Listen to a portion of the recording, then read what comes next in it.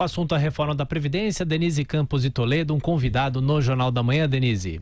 Olha, Tiago, a IFE, a Instituição Fiscal Independente, está fazendo todos os cálculos referentes ao que vai acontecer com a aprovação da reforma da Previdência, o impacto efetivo que pode ter sobre as finanças públicas. E nós vamos falar sobre isso agora com o diretor executivo da IFE, o economista Felipe Salto. Felipe, bom dia. Bom dia, Denise. Bom dia, ouvintes.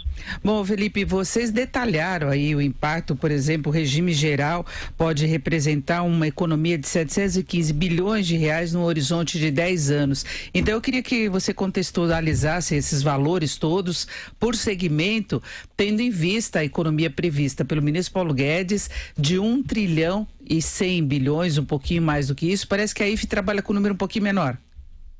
Denise, o que nós fizemos foi justamente obter as planilhas públicas que o próprio governo divulgou no âmbito daquela CPI da Previdência, que foi feita ainda no governo Temer, e ali foram disponibilizadas as planilhas que o próprio governo usa e ainda usa hoje, né, em versões diferentes, para fazer suas projeções. Então nós obtivemos isso, né, quem quiser também pode pegar no site da CPI, nós colocamos lá no relatório, e fizemos os nossos ajustes, colocamos as nossas premissas e começamos a fazer as simulações. Então, começamos a achar coisas interessantes. Por exemplo, o impacto de 715 bilhões para o regime geral em 10 anos, ele está relativamente bem precificado. O nosso número ficou um pouco abaixo, como você adiantou, em torno de 670,9 bilhões. Agora, lembrando que isso é em 10 anos, então uma diferença de 30 a 45 bilhões em 10 anos não é algo assim tão expressivo, lembrando que nós estamos tratando de simulações, de projeções que dependem de premissas para o PIB, para massa salarial e uma série de outras, população, uma série de outras variáveis.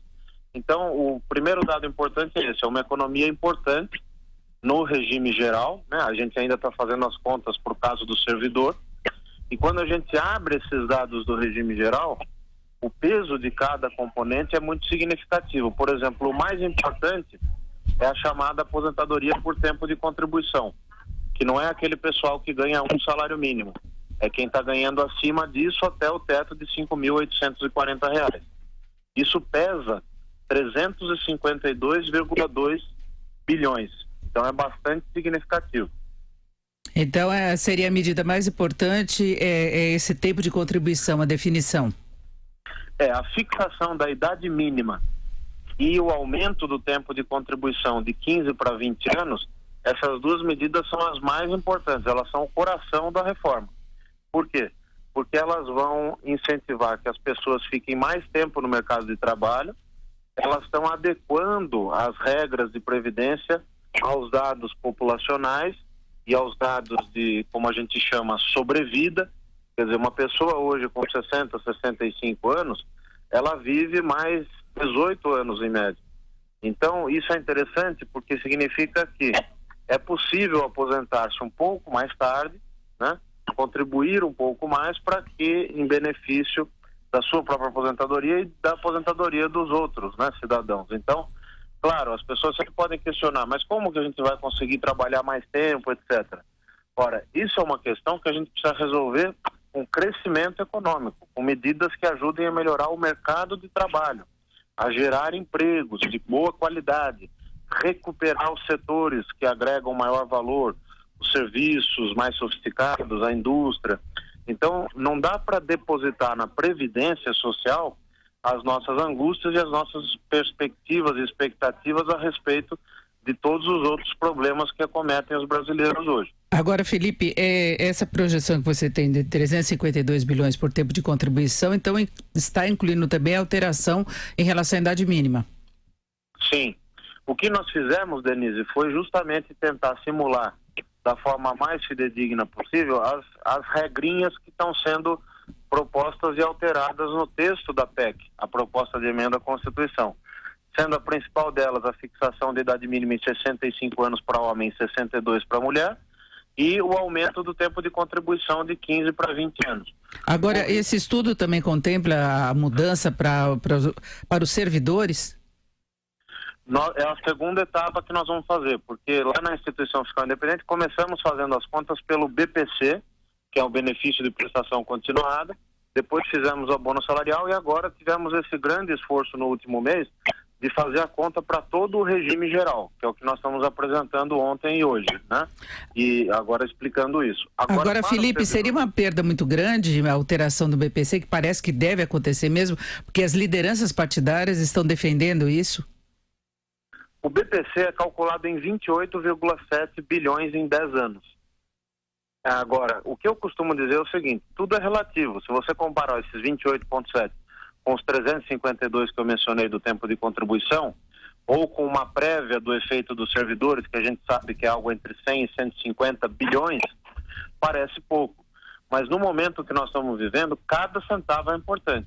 Quer dizer, a ótica da instituição fiscal independente é que todas as medidas são relevantes fiscalmente. Então, você abrir mão de qualquer coisa significa gerar um custo, ou melhor, deixar de ter um ganho fiscal. Então, quem vai ter que escolher os caminhos vai ser a política. Agora, você está considerando, inclusive, o impacto que possa ter sobre a arrecadação geral em termos de impostos? Sim, nós fizemos também, nesse estudo divulgado ontem, e para o ouvinte que quiser acessar, digita IFI no site de pesquisa, vai já direto para a nossa página, vinculada ao Senado Federal. Nós mostramos que as chamadas alíquotas progressivas, que são as alíquotas de impostos de contribuições previdenciárias que estão sendo fixadas na PEC, faixas maiores, né? Elas podem produzir um efeito, em termos absolutos, positivo, no caso dessa tributação sobre os servidores, mas quando a gente computa todos os efeitos, quer dizer, tanto no regime geral, que somos nós todos que trabalhamos na iniciativa privada ou que estamos no regime geral, né? Que tem também uma parte do setor público no regime geral, a gente chega num efeito fiscal negativo de 7,8 bilhões. Por quê? Porque tem o efeito do imposto de renda também, que precisa ser considerado. As mudanças na base de tributação e na arrecadação, elas vão implicar também mudanças no imposto de renda. Nós fizemos toda a conta líquida e aí chegamos nesse efeito de 7,8 bilhões negativo em 10 anos. Agora, claro, com essas mudanças é possível que tenha efeitos sobre o consumo, sobre outras variáveis econômicas. Esses efeitos indiretos nós ainda não calculamos. Tá certo, nós ouvimos o Felipe Salto, que é diretor executivo da INFE, Instituição Fiscal Independente. Felipe, muito obrigada pelas suas informações e aguardamos aí os dados gerais da proposta apresentada pelo governo, aí incluindo também os servidores. Bom dia. Eu que agradeço, bom dia a todos. Tiago, eu acho que vale só observar, para a gente ter uma ideia do tamanho do rombo do sistema previdenciário, só no regime geral, que pega os trabalhadores do setor privado, com as mudanças haveria uma estabilização do peso no PIB de 8,6 para 8,9 no período de 2019 a 2029. Sem as mudanças, chegaria a despesa a 10,6% do PIB até 2029, só o setor privado.